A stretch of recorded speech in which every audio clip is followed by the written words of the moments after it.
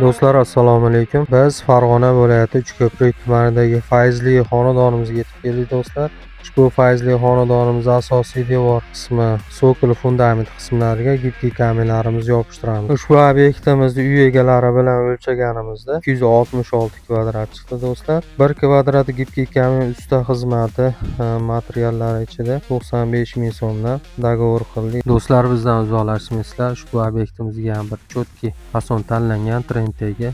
Xudo xolasa bugundan yopishtirishni boshlaymiz.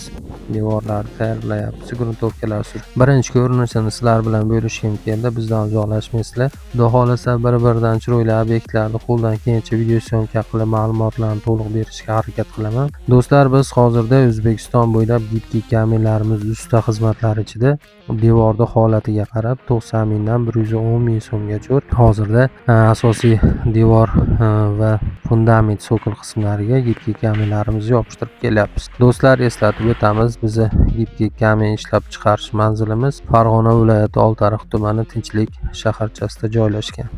Do'stlar, gibkiy kaminga qiziquvchilar ekrandagi chiqib turgan raqamlarga murojaat qilishlari mumkin. To'liq ma'lumotlarni berib o'tamiz.